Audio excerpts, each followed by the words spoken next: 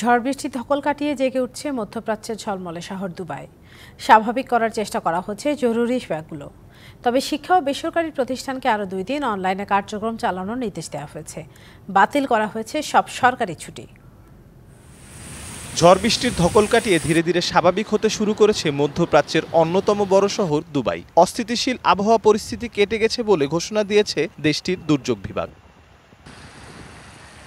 পৃথিবীর দ্বিতীয় বৃহত্তম বিমানবন্দর দুবাই। আকস্মিক প্লাবনে রানওয়েতে পানি ঢুকে বন্ধ হয়ে যায় বন্দরটি। বাতিল হয় 290টি ফ্লাইট। 24 ঘন্টায় দুবাই ও শারজা থেকে ঢাকাগামী ফ্লাইটই বাতিল হয়েছে অন্তত 15টি।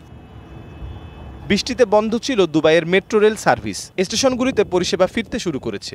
এখনও বিচ্ছিন্ন রয়েছে বিভিন্ন এলাকার বিদ্যুৎ ও ইন্টারনেট সংযোগ। গণমাধ্যমের প্রতিবেদনে বলা হয়েছে 24 ঘন্টায় যে বৃষ্টি হয়েছে তা 1 বছরের গড় বৃষ্টিপাতের সমান।